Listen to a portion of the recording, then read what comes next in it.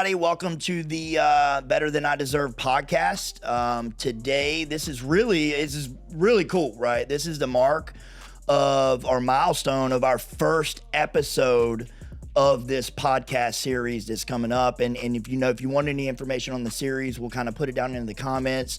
The goal is going to be 10 episodes.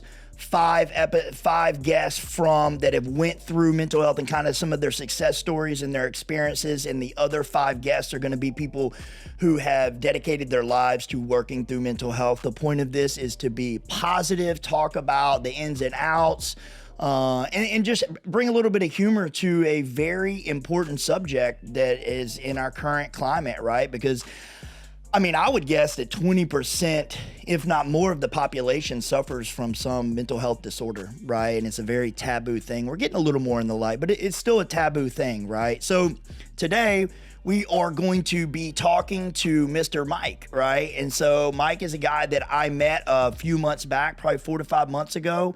And he is someone who kind of came into working on himself. He's from New York. You will not miss that accent whatsoever. I literally, I'm not exaggerating, I thought the shit was fake. I legit thought the accent was fake until I hung out with him more and more and realized it was real. I think he even said one time, people from New York think his shit is fake. It's so thick, right? So he literally practiced this in the mirror as a child. You'll see what I'm saying. So today we're going to kind of go through his experience in mental health. So the first thing is Mike, I want you to introduce yourself a little bit, and I want you to talk about what drove you to Florida from Manhattan. How'd you get here, buddy? So basically my father lives in Florida. So pretty much, my life was busy, everything was going well, career-wise, social relationships, it's just, I'm in Florida because I needed a hard reset from my world, right? Because really, in a way, the success of what was going on kind of put me in a situation that I didn't like at the end. Which, to be clear, everyone that is in my world are good people and stuff like that. It's just that, I guess I was just celebrating too much. Things were good, sitting in the bar too long and stuff like that. But I'm here originally just to hard reset, but then I realized, what? A suggestion from a friend, instead of just taking some vacation time, why don't you find a good treatment center and just, check it out and learn, and maybe you can just learn things about yourself, and I love that. Yeah, and honestly, this has been incredible. You know what I mean? Because now I've been in the treatment center for a few months, and it's just it's a classy place. I love that. And what's interesting is for those of you that don't know, I'm an LMHT. I've been working in this. I'm a person in long-term recovery. I've been working in behavioral mental health for a little over 12 and a half years now, which is really crazy. I've worked almost every level of care with almost every population, right? I started with adolescents. Now I'm with more, adult and midlife is probably primarily where I spend the most time in mental health and substance abuse.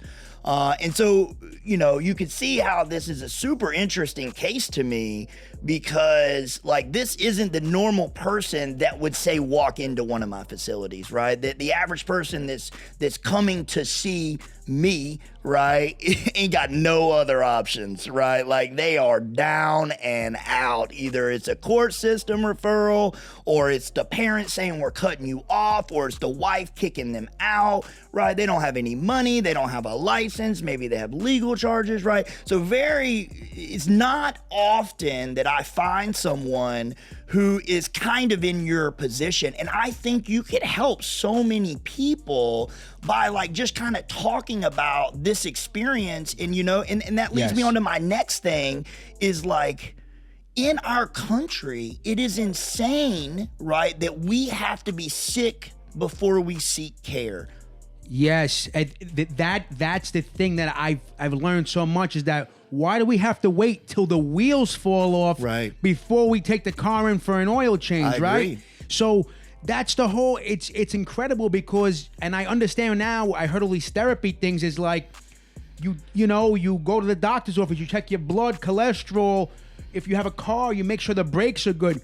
But the most important thing, we don't check our brain. That's right. And like, do like an oil change of your brain. I love it. So like, I'm 39 years old, and like, this is my first oil change, and I'm gonna be going. I'm gonna continue getting him like periodically. Absolutely. Even back in New York, and find myself a wonderful therapist that I could just talk about my day on a weekly basis. Yeah, I love that, man. And it's so, like, if we really step back and look at our system, you're completely right? Like, it's so spot on, like, your insight into this is because, you know, if you look at preventative care, we really don't have it when it comes to mental health. Like, maybe we try, but I think that there's also a stigma, right? There's a stigma. Like, how many men do you know that go to the doctor on an annual basis? Right? We don't. We wait till the shit is falling apart and we go in there and go, I don't know what's wrong, man. You know, and it's like this taboo, specifically when it comes to mental health, right? With men. We're embarrassed about it. It's absolutely, and it's absurd, right? Because it's like anything else. Like, we are going to be more happy, right, when we are working at our peak performance. Yes. You know what I mean? And it's like this idea that we can't seek help, that somehow makes us weak, is a very poor quality that we have in our current society. Being scared of being vulnerable. Absolutely. Because technically, like, something beautiful that I learned in therapy is being vulnerable is connected with like a femininity thing, like right. like a. Do y'all remember our little skit on femininity? I'm not even trying. You know, so, and that's the thing. I guess like these manly men from the United States, you know, it makes them feel weak. But meanwhile, oh my God, like if you are feeling stressed out and you go get a good therapist in your local area and you go see them weekly, and you like, you know, you lean into your feelings and like, instead of drinking or like you're stressed out and you calm down with a bottle of tequila, you could calm down with a healthy conversation and be that much more powerful to your wife, girlfriend, or whoever, your world. So we need to take away that thing that going to a therapist makes you a weirdo. I know, I agree with you completely, man. And even me, you know, I'll say that I was taught wrong in a lot of ways. You know what I mean? I think even when I went to grad school, and I went to a very good grad school, I'm very proud, you know, of being alumni of Wake Forest, right? Like that's a big deal from, you know, a guy like me from middle of nowhere, you know, North Carolina. Fancy school. It's a nice school with a low acceptance rate, right? You got to earn it. It's not something you pay for. You earn that. But even there, I don't think we really discussed, you know, as a clinical mental health counselor, the power of preventative care and getting ahead of neurosis, right? And so I think, you know, if we could get anything out of this discussion today for anybody that's listening, is just understanding that there is nothing wrong with seeking a little bit of help, right? Like if you're having some depression, if you're having some anxiety, if you're drinking just a little too much, like you don't need to be a homeless person to seek help. You don't have to wait until you're losing your job or your marriage to reach out and be a better you, right? And I feel like that's such a powerful message, right? That we really need to work on that as a society. Oh yeah. And let me just tell you something. What I learned in therapy, in treatment, is so beautiful. Like I feel like I'm in college. Yeah. Right. So before, you just think you're in a grumpy mood, you drink a little bit, you feel better, but you know, you don't really know why. But then you realize that the drinking is releasing the dopamine into your pleasure center, right? Which is what happiness feels like, right? Look at him talking all smart. Hey, I mean, look, you know, I'm not a doctor. He's learned something. I just play one on TV. Tell you what, he didn't know that a couple months ago. That's for sure. It's a fact, but then it's incredible. It's like oh my God. So this is, you cannot fight science. The human brain does this and this, right? Right. But technically, I can get that same release the right way. Going to do cardio in the gym. The only difference is I had to work for the cardio, so there's going to be actual results. I'm gonna look better, feel better than if I'm sitting on my couch all day and cheating, Right. and I'm getting it from like a couple of beers or whatever. There's no results there. Yeah. Right. And well, there's results there, but they're negative results. because it's fake. Right. Because if you're getting that dopamine release from like an exercise thing, the real thing is you're gonna get in better shape. You're Right. gonna feel better. The byproduct is better. It's a lifestyle. Yeah, no, it's a lifestyle. It is a lifestyle. I think that what a lot of times, specifically at my center, you know, what I really try to get the therapists that are working for me to understand is that we're selling a new life, right? Like we're not selling like a tire change. Like we can start with the tire change, but we're selling a whole new package, right? Like if you really dig into this, I love this for anybody that is interested, is like I believe that when you move into a life of trying to be your best self, really, you're getting into this place of like, how good do you want to feel, right? Because there's an amount of work that'll make you feel okay. There's an amount of work that'll make you feel a little bit better. And then there's like all in, right? And all in, I'm here to tell you, 13 years ago, I was homeless. Homeless, right? You wouldn't give me $1 on the street, you know? And today I have this abundant, joyful life where I'm an employer, I'm an employee, I'm a father, you know, I'm an ex-husband with a good co-parenting relationship, you know, I'm a good friend, right? Like I have these things that are lifestyle things, you know, and it all started with kind of making that change. So I want to jump onto something real quick, Mike. So part of this is about, I want to hear your perspective, right? As someone that the wheels weren't falling off, but you were a hurting unit, right, on the inside. I didn't feel good. You didn't feel good, right? You didn't feel good physically, right? I remember yes. you were probably like a little overweight too, right? Like you had gained a bunch of weight and done a couple other things. So you weren't in your best self. I could be, yeah, there was room for improvement. There was room for improvement. There's a little bit of room for improvement. So from that perspective of looking back, like transitioning, what were some of your beliefs or myths about seeking help, and how did this come about? And then, you know, after that, let's talk about those myths, and then we're going to move on to what was some of your actual experience. Okay, so I would say big myth is that you're going to see all like just losers Right. in a rehab center, Right. Rehab connected with failing in life. Right. Meanwhile, myth debunked, because those are actually the bravest people who are actually going to contribute to society, because they had the courage to go in there and open up in these group chat therapies. That's a brave man and woman well right said. there. Yeah. I would say it's super humbling, because I have my way of thinking. It's got me to this age, but it could be a little bit better here and there. But when you see someone that looks a little bit rough on the edges, and the way they're talking, it just totally deflates any like narcissist piece of my ego. Right.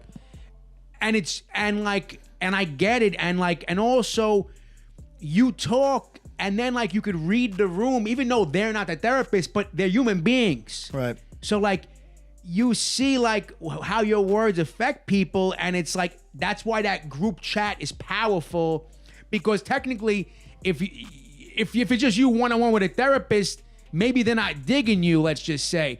But now there's 15 people in a room, you're getting an overall consensus of your good meter. Right.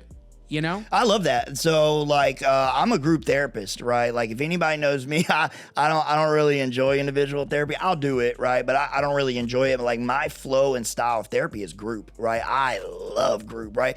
And for a couple of reasons, right? One, it really humanizes us, right? If that's such a word, right? Like it shines a light on a lot of internal things. I also believe, you know, just from a time sake, and time is the only commodity, right? A lot of people don't seek help because of time-related issues, is that group therapy is going to get you there a lot quicker. You know, I don't know the specific stats, right? But it's like what you can do in like a 6-week period in groups what it would take to accomplish in like a year of individual. It's somewhere around there, right? Don't stick me to that. But it is a very drastic difference because you have these other characteristics around you, and it's really a magnifying glass for how you act in the rest of the world. So you can't really fool the group, right? And the consciousness, the group consciousness will always snuff out what you're hiding. And I feel like that's so powerful. Yeah, and it's incredible. And on top of that, if you're in the right house of therapy, right, that they're running a business, sure, but they actually care about like you doing better in life, right, you're gonna learn so many incredible things. Sure. And like from someone who didn't go to college, I feel like I'm in college right now, you know? And I've heard you say that a couple of times, and I really like that, right? Like you're very much using your experience as like education. Like you quote, "I'm going to class," right? And I love that. Like not a lot of people look at therapy that way. It's like, yo, I'm going to class. Yes, because if you take it serious in the right place, you're gonna learn about all these behavior topics like the ACT, and then my favorite word right now is cognitive. What I like about cognitive, right? So cognitive behavioral treatment, therapy, CBT. Yep. So cognitive, it's like awareness of your thinking. Sure. And basically, what that's saying to me is like, hey, look how you're acting right now. Do you like this behavior? Yep. And it makes you evaluate yourself, which is a lot easier when you're not drunk in a bar. Correct. Or depressed or anxious. Yes. Anything that is right. Yes, right. Yes. Right. Well, we don't think about that a lot of times, right? Yes. So, I love what you're saying, right? And I think that even for people that, maybe they just drink a little bit, right? Well, let me say this, right? When someone comes into my office, okay, I'm trying to figure out one of two things. Okay, I'm licensed mental health and substance abuse as a therapist, right? So when they're sitting in front of me and I'm doing an intake, I'm asking myself one thing: is their mental health causing their substance abuse, or is their substance abuse causing their mental health? Now, I know that substance abuse is a part of mental health, but I'm just saying that for is their, drinking causing the anxiety and depression, or is the anxiety and depression causing the drinking? Well, I mean, just from how I feel and from what I'm learning about myself is that, and drinking, it's just the tool we're using to deal with the actual problem. Absolutely. So drinking, it could be a problem, but really if you focus on what is driving you to drink, you'll stop drinking anyway, or abusing alcohol. Right. So it's like, that's like the chart, right? Like it's a symptom. It's a symptom. Right. Of your anxiety, depression, or whatever thing you're doing. Yeah, or whatever you're avoiding. Like you mentioned ACT, right? I'm an ACT, CBT guy. I'm very behavioral based in my philosophy, right? And I love that, right? Because like you say, you love this idea, this word cognitive. Me too, right? Like, so when I think about CBT, what I think is that cognitive thinking, behavioral therapy, right? So it's insinuating that my thinking is an actual behavior. And if I believe about behavior, what I believe is that all behavior is learned, right? All behavior can change, right? And all behavior serves a purpose. So let me, wash that around a little bit and re-say it, right? Is that if I believe that my behavior is learned and I believe in CBT, it means that my thinking is a behavior, and at some point along the line, I learned how to think like I think, right? Like my thinking is just not me, right? Like, and I think a lot of people confuse that. They just think, oh, I'm just an anxious person. Well, no, you're anxious because you learn to be that way as a protection mechanism, right? You're protecting yourself from something, whether real or imagined. And I think most people never even get comfortable enough to understand that. And that's where good therapy can really lean in and assist, right? It's shining a light on something that we didn't even know was there. Yeah. I mean, but that's what I think the definition of therapy is in my version. Right. Is just making you aware of how you're thinking one way or another, whether it's, hey, listen, this is what you sound like to me, or how do you feel when you say that? Right. Like what's going on in your mind when those words come out of your mouth? Yeah. And it's like you kind of, therapy helps you hold yourself accountable for even just being rude to someone working in the McDonald's drive-thru. Yeah, absolutely. Just being, why not be as polite as possible to that individual? Yeah. You don't know how their day was. You have no idea. Right? I love that. You think they care about your cheeseburger right now? Right. The dog's in the vet. Like, you know what I mean? He can't even afford it. He's making $6 an hour. I literally did a video on that yesterday, right? That topic that we talked about, it'll be on my YouTube, right? Like it's a video of about like understanding, like I have no idea what it's like to be anybody else.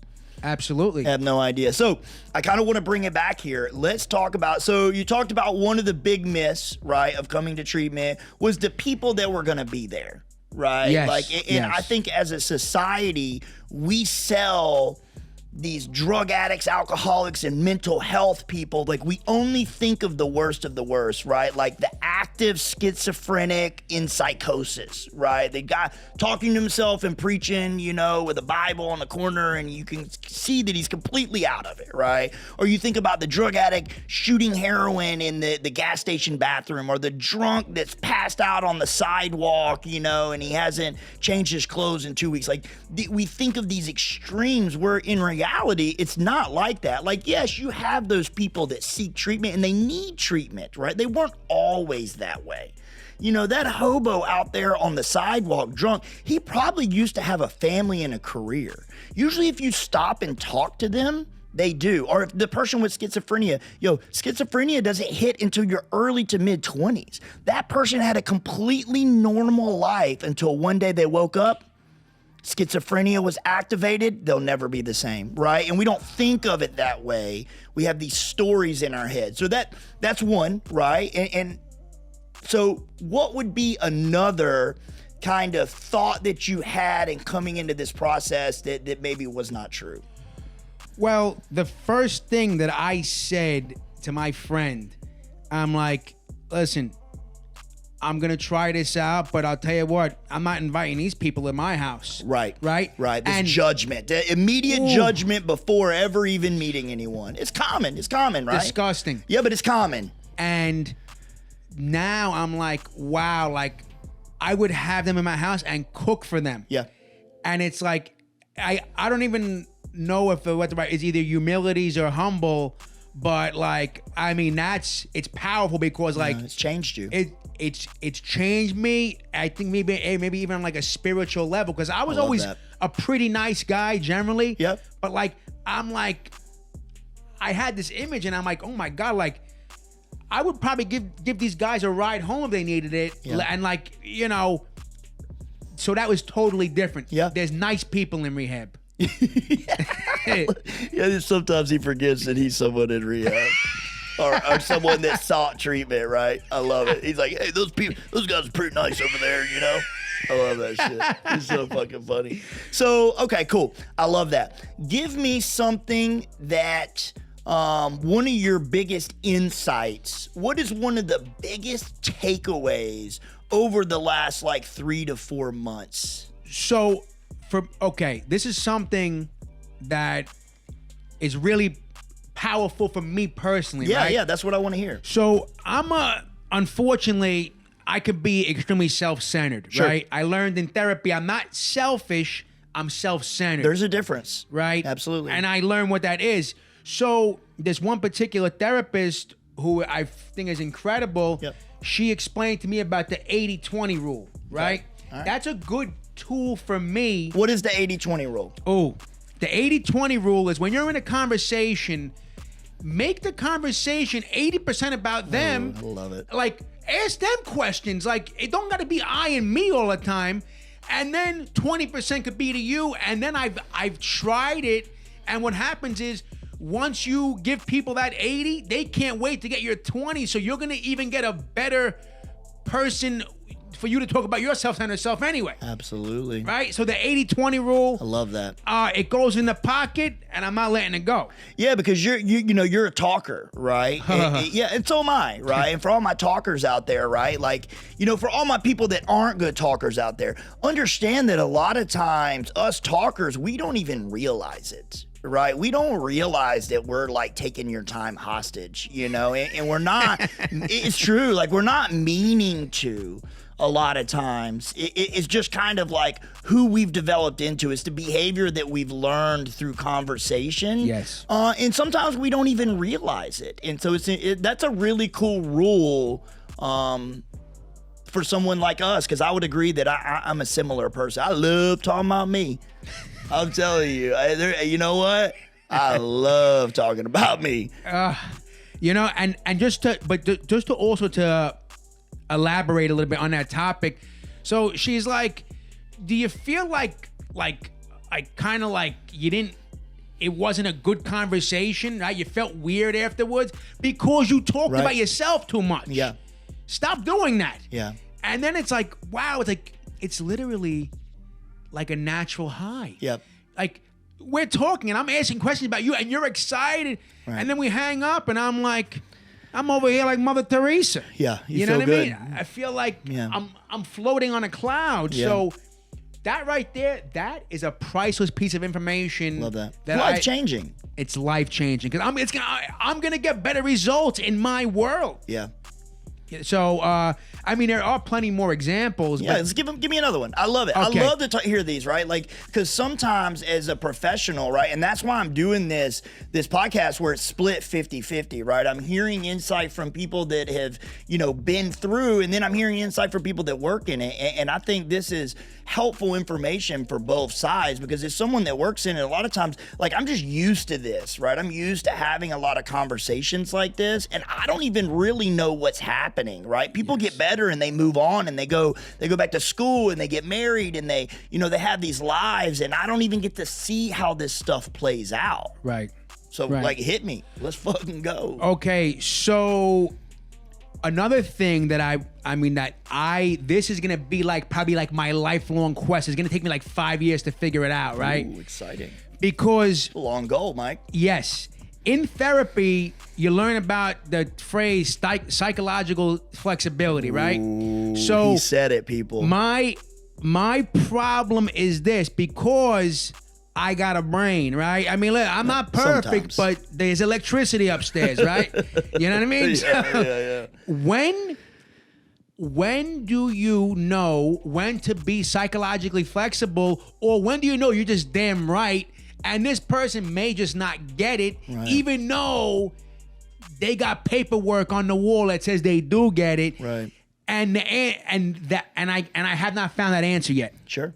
Yeah, I think that's a difficult one. And I agree with you that that's a quest. And I think for even people, look, I've been doing this quest for a long time. And I'll tell you what, and I mean this, the further I get down the road, the less I really know. And I'm not just saying that to say it because you hear other people say it. I mean that, I feel like I'll say this, right? Like my first year sober, I'm 25 years old, I'm pissing vinegar, right? I feel like I'm on top of the world. I look good. I feel good. I think I'm smart. I got my new dentures in my mouth, right? My teeth aren't falling out anymore. I thought that when I got a year sober, that was it, right? Like life was going to be figured out. I was so disappointed, Like I got to a year and I was like, well, when's it gonna happen? When are all my problems just gonna vanish and disappear? And that was not it. So I was like, you know what? It's got to be 2 years. When I get 2 years, and then it was like, okay. When I get 5 years, and then I'm 7 years sober, about to blow my brains out. Out of this world, down a dark path, right? And I needed that to get to where I'm at today. I call that the second surrender, the more emotional sobriety, right? In the beginning, it's more the physical, and kind of that second surrender is the more emotional sobriety. And everybody hits it differently. You're somewhere between 5 and 10 years, but the point is that it is a lifelong journey. And even at, quite a few years, over a decade of seeking, reading information, going back to school, getting a master's degree, like really, like I'm starting my PhD in psychology, like really digging in. I still don't know shit. And I feel more empowered off of not needing to know and still being okay than needing to know. Like enjoying the ride. Yeah, 100%. You're just enjoying the ride. You're writing your life book, really. I really am. And this is part of that, right? Like this is part of my life book, you know? And so for anybody that doesn't know, like I want to write a book one day. That's what I've been saying for years, right? And I was going to write this book and it was going to be super cool and it was going to be, you know, funny stories about working in behavioral health. And, you know, finally I got to this place where like I've been talking about this a long time. And then actually the interesting thing for anybody that doesn't know is that Mike is the one that pushed me in to doing this, right? So he'll always have he's one of the first people, you know, first episodes right away, because I think he's dynamic and charismatic and he's a good talker and he's fun and he really fits the mold of what I'm looking for to talk on here. But also he gets a lot of the credit for really pushing me into getting out there and doing this, because it's super comfortable for me to just fly below the radar. I'm super comfortable there. I have no need to really be important outside of your immediate world. My immediate world. I don't really think about what's outside of my immediate world. You know, call that self-centered. I just feel like that's where I can be the most helpful, is when I'm engaged with the people directly in front of me, right? But I also, this is pushing me to out of my comfort zone. Yeah, and you know, the thing is, like, just knowing a little bit about you, because your immediate world's pretty cool, right? It's super interesting, right? So, I got the best life ever, man. That's what it is, right? You have a meaningful life. I love it. But just to touch on what you were saying just now about your journey, about like is it 1 year, 2 year, 3 year, 4 year? It sounds like you figured out really quick that just because even if you got successful and had a job and a career and you had some money, that is not even the point at all. You need to have a job and have like some kind of income so you could sleep inside. Yeah. But that's not going to be a fulfilling thing unless your whole life goal was to see notches in your bank account. Right. But like, which I could care less But about. really, that's pretty boring. Yeah. It's pretty boring because you could get the same results just going on a good budget as long as you're going to work. Yeah. You know what I mean? Yeah. I agree completely. So it's like, I see what you're saying, because you're probably like, oh, I'm doing the right thing. I'm in the gym. Like you said, you got some dental work done. You were working. Like, you're like, oh shit, like I'm the man right now. Like there's still some kind of emptiness there. Yeah. So like that's, you know, I love it. I find that interesting, because when you're young or you're having a bad time, you just think if someone just gave you $1 million, you'd be okay. It'd solve your problems, and you might even have $1 million. You might even have a worse day. Right. You know what I mean? You might like actually end up dead. Yeah. Right? Absolutely. Because you know you could get some. Oh, I'd 100% be dead. If I had I am a straight up sick heroin crack. Like, you give it to me and I can shoot it up, I'm gonna get it, right? Like, you know, if I had disposable income, I would not be sitting here. I've OD'd like 4 or 5 times without disposable income, right? Like, so just being crafty. Yeah, absolutely, a go-getter, right? Like, you're a drug addict like me, you can fucking go get it. You know, I attacked recovery the same way I attacked my drug addiction, and I feel that has a lot to do with my own personal success. Tell me another thing that you've noticed in your personal life that is different since before you came to seek help. Well, I would say that I feel more peaceful. Right? Right. Well, describe that. What does that mean, right? It means like, you know, let's just say sometimes I could wake up like feeling depressed, a little bit anxious for whatever reason, and like, but still not doing nothing about it. Still, like, I felt like that, like not trying to change the results of what I was doing, like to try to live a healthier lifestyle, which would be, instead of going to have steak dinners and drinking 2 bottles of wine, I could have had a salad and went to the gym. Sure. Right? Like, you know what I mean? Like, so really, like, changing the way that you live your life. Yeah. that would be a better way to say it. Yeah. It's so therapy, if you take it serious, can help you lead to a lifestyle change. Yeah. Not there's anything and wrong that's with what it. happened to you. Yes.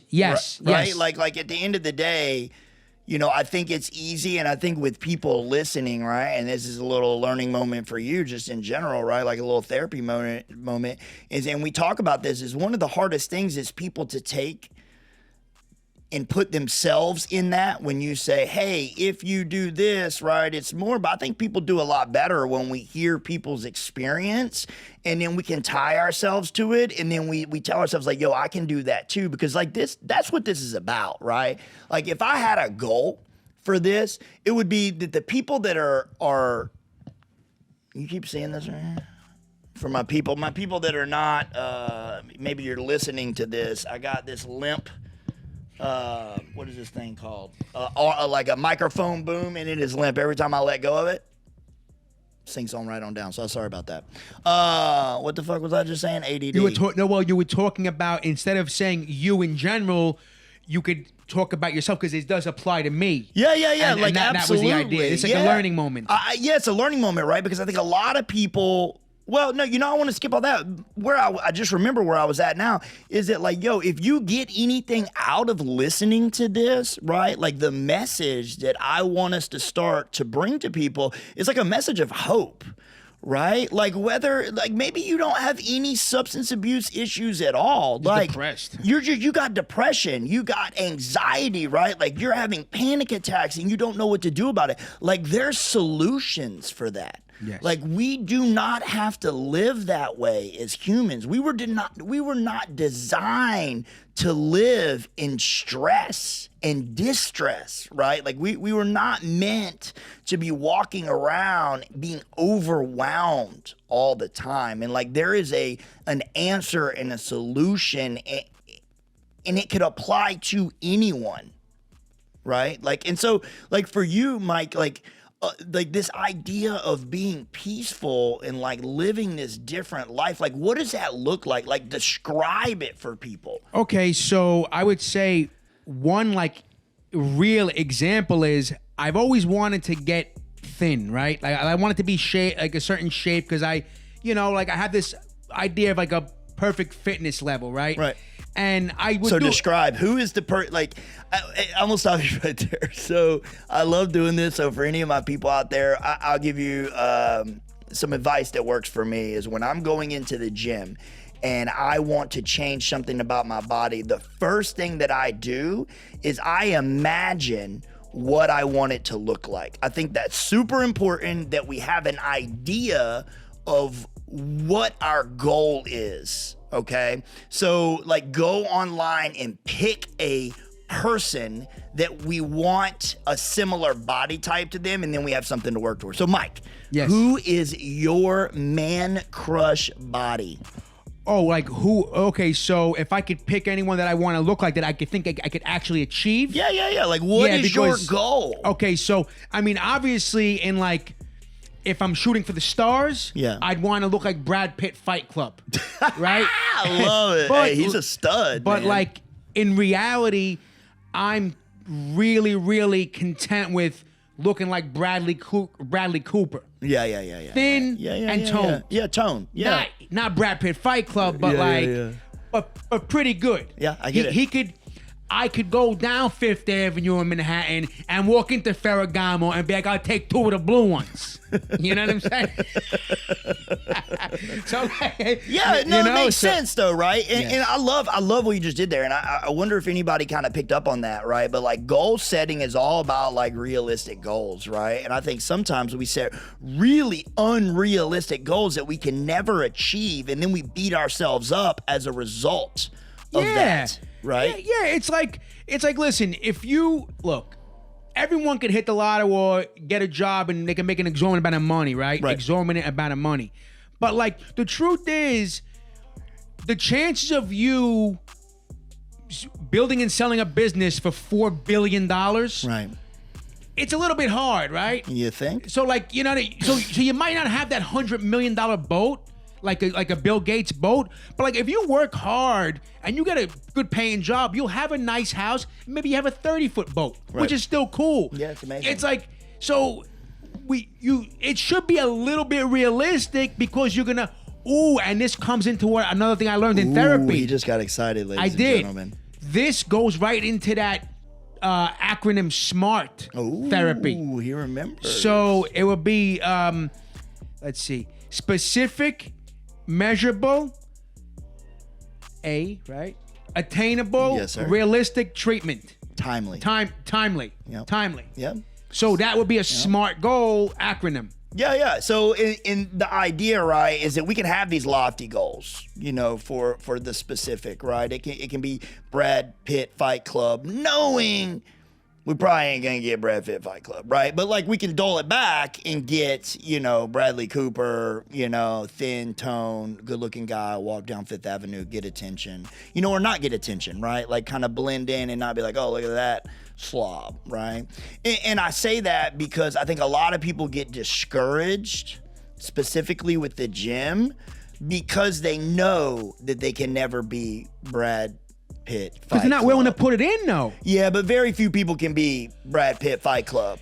But you could be, but I feel like, though, that if you're a positive person, you can be, because you're going to be the best version of what your body could be to be towards that goal. Yeah. You have to shoot for the stars to hit the ceiling. Yeah, but you gotta have realistic expectations too, right? Like I love that you have two kind of goals. You have the stars goal, and then you still have, hey, listen, if you transform your body, right? I mean, you're a good looking guy, but if you transform your body right now from that to Bradley Cooper, or what is his name? Bradley Cooper. Like, he is a good looking. And he's in better shape than me? Yeah, a little bit. Yeah, a little bit better shape than you, Mike. I think you're pretty close, right? But you're right, though. But obviously, like, that's still a realistic and difficult goal, right? Like, you're going to have to challenge and press yourself to get to that place. And I love that you just brought up SMART, right? And so for anybody that doesn't know, go check it out. Like, you could...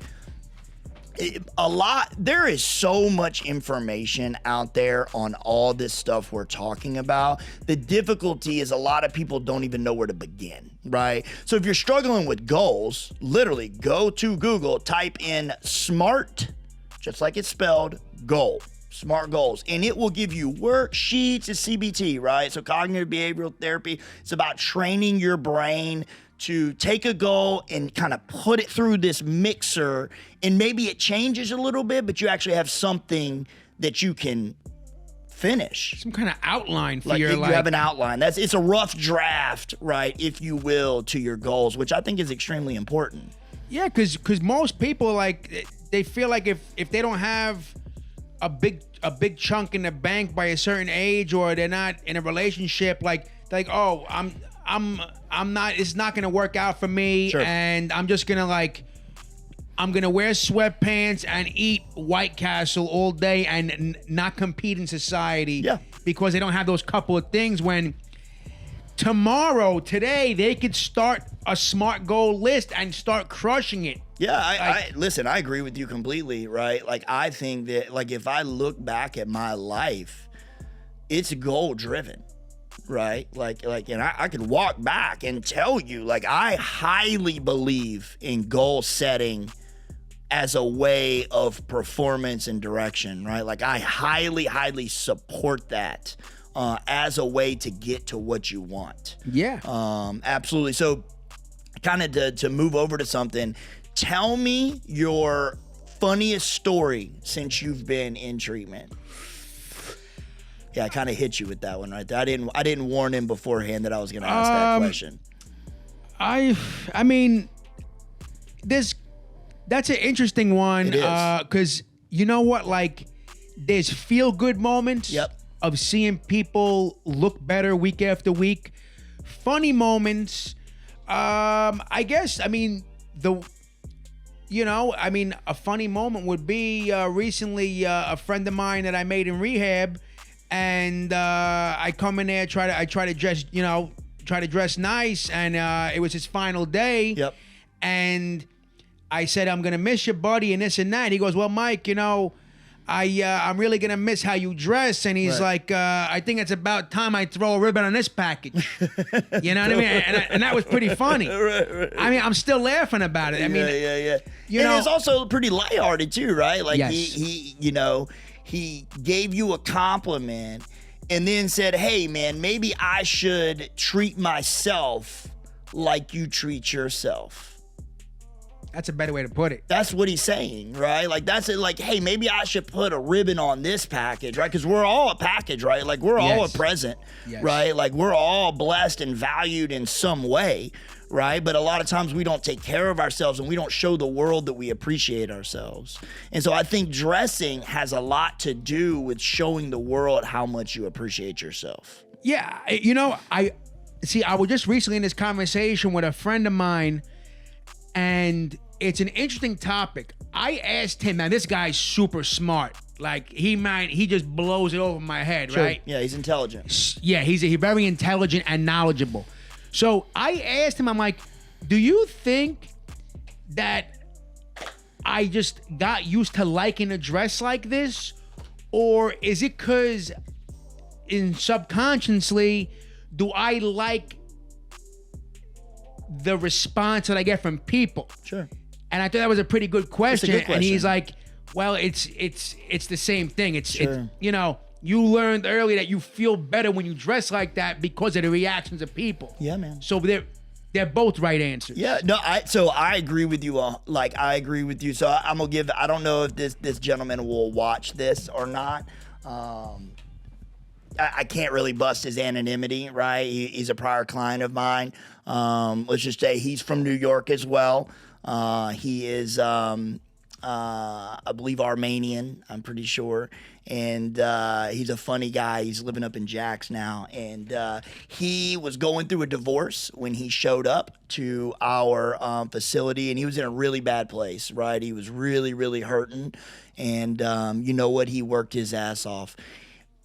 After he had to be beat up a little bit in early recovery, right? And it's a really good story because it has a really good outcome. This person's still sober and in recovery today and has a lot of amazing things going for him. But I very specifically remember this time. He showed up to group every day in like gym shorts and like a t-shirt. I mean, just very like very relaxed, but like overly relaxed. Not caring. Like not caring, not taking care of himself. I mean, he showered and brushed his hair and, and a good looking dude, right? But he showed up like in fucking flip flops to like therapy. Like yes, it can be casual, right? And I'm super casual, but I get up at 6 a.m. every day and I go attack my day. I can dress however I want, right, at this stage in my life. Early on, right, I had to dress the part before I became the part, right? Like I really did. And so this human, I remember having a conversation with him and I was like, yo, bro, he actually might be on one of these podcasts one day and I'm gonna call him out for it. We're gonna talk about it. But I remember saying to him, you're never going to get anywhere like that. And I basically made him start dressing up to come to group. I mean, dressing up, khakis, button-up t-shirt, like show me, right? Show the world who you are, right? Like, are you just some guy in basketball shorts and an old t-shirt with stains on it at 11 o'clock in the morning? Like, what is that, right? You ain't got no job. You have no relationship. You have nowhere to live. You're living in sober living, coming to treatment. You're 60 days sober and you're dressing like a bum, right? That's just going to continue to feel like a bum. Yes. Right? Like, how do you get past that? And I'm not making this up, okay? Not making this up. He started dressing up, showing up. We ended up offering him a job. He worked for us at our facility for a little bit. Now he's got an amazing job. He's a high-end salesman, right? Like helping people. He helps the elderly get fitted and for hearing aids, right? He worked his butt off to get this job. He's got a beautiful girlfriend, right? Like he's still sober, still successful, and I'm not taking credit, obviously, for anything that he's done because I have a rule about that. I don't take credit for the good because I'm not taking credit for the bad. But I do believe that his transition into dressing better and taking care of himself and putting a ribbon on that package directly affected the opportunities that were presented to him. Then he had to capitalize on the opportunities. But those are not coincidences.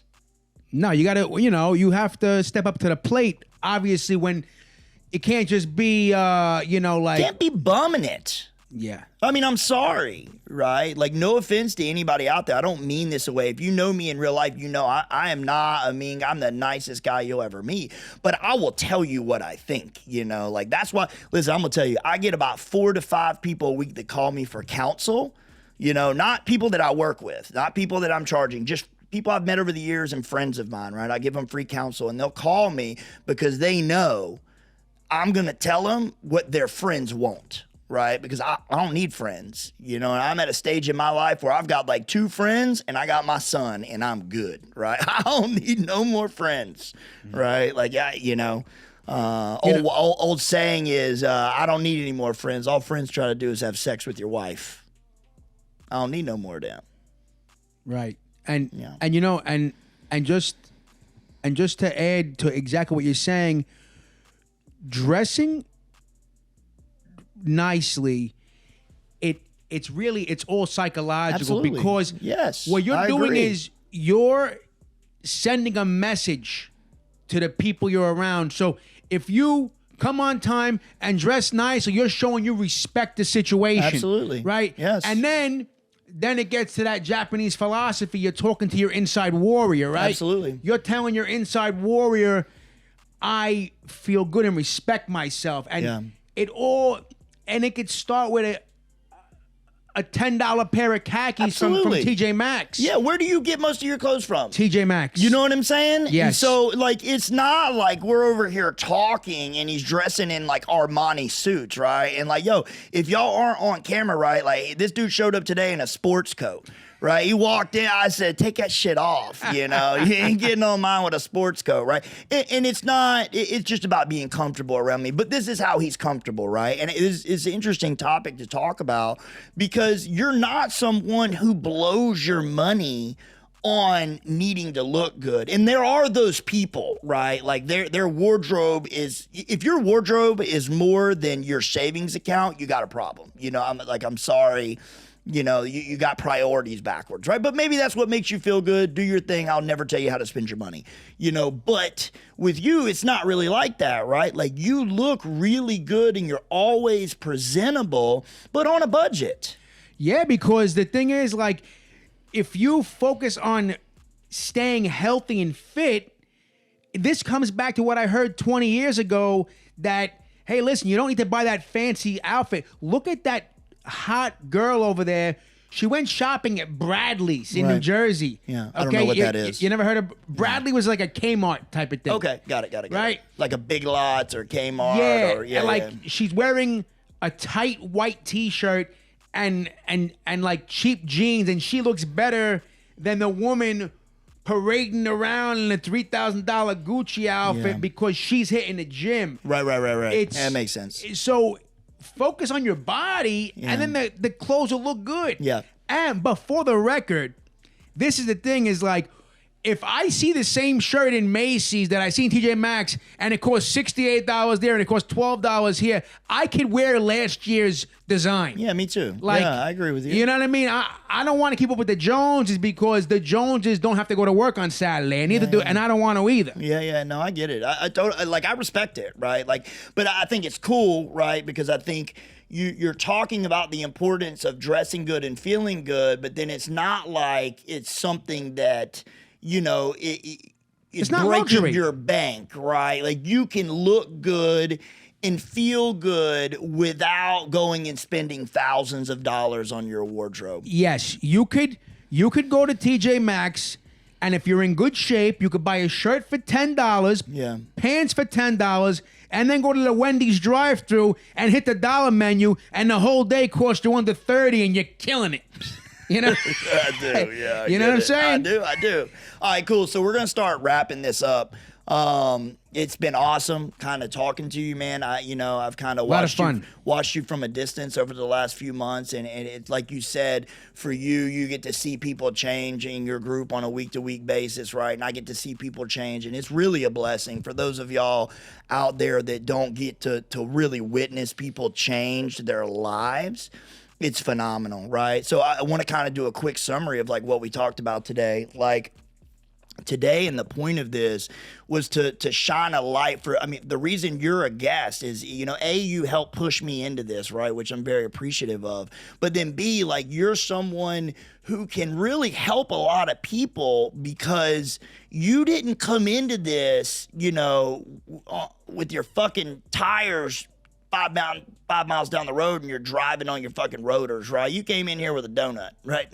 Absolutely, it's not like you're not the normal person. And I wish that more people like you sought out treatment because I feel like the world would be healthier. Ooh. Right? This country needs it. We need more positivity, man. Like, turn on the news, right? Like you couldn't pay me to watch the news, right? I'm not saying, it's lies and this. I'm just saying because it's negative, right? And negativity breeds negativity. And listen, I'm going to say something about humans. We seek negativity. That's why we like the horror movies and we like the action movies with the bad guy getting killed and murdered and grotesque and the Quentin Tarantino. And, I love it all too, right? But shit, there's got to be some balance, right? Like we got to have some positivity in our lives as well. And that's what we're trying to do here on this podcast, on this channel, is like help people understand that there is so much positivity out there. There is people working so hard to be their best selves. And you don't need to be crawling off a bench or out of a detox to do it. No, and that's the thing. And it's like, if we as a country, I speak about this country because I live here, right? It's what I know about. Sure, right? yeah. So, especially the East Coast. The thing is, right, it's like, if you would do some treatment and just some like self-work, you know what? That older lady who is the cashier in that supermarket, if you would smile and say thank you when you bought your can of soup, and maybe you put a smile and made her day, like that was free, bro. Yeah, man. And like that's the stuff that I learned is like, especially that it's like it's not gonna. What is it costing you to say thank you? Or like, let's just say she makes a joke or she asks you, hey, even if you have all this money. Does she ask you if you have your rewards card? Big, I don't do coupons. That's disgusting. Big, I'm sorry, ma'am. I don't have a car. I'm not interested in signing up.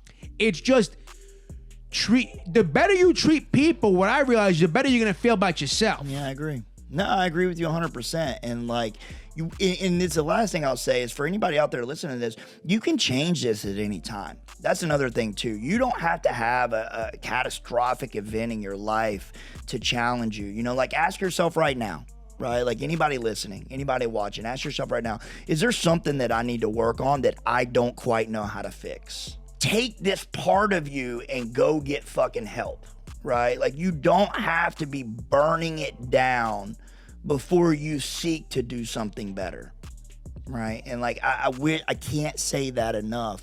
We are worth being our best selves. We're worth it. Absolutely. Yeah, Mike, I really appreciate it, man. This was exciting. Fun. Yeah, I love it, man. I just want to see you keep growing, bro. Hey, you know what? I'm taking it serious, and I'm filling up my Batman utility belt. I love that with all my therapeutic knowledge. You know what I mean? Therapeutic skills. You're gonna have to call me a doctor soon the way I'm operating on this. You know what I mean? Let's go. Look, you're CBT today, ACT. You're talking about smart recovery, throwing out these terms. You're talking about the brain and dopamine. That's and my favorite, by the way. Coping skills. So like, guaranteed you weren't really talking about that stuff 6 months ago. I realized why they call it dope. Yeah. I just figured that out last week. Yeah. That's Dope is whatever drug you most, the one you love the most, because that's the one that hits the dopamine, right? And that's why that commercial from the 80s was "There's no hope in dope." There's no hope in dope. I mean, what? We learning shit. Bang bang boogie bubbler. All right, everybody, we love you. Be positive, seek help. There's nothing wrong with it. Yo, like, go get it. Be your best self on the Better Than I Deserve channel. Everybody, we love you. Take care.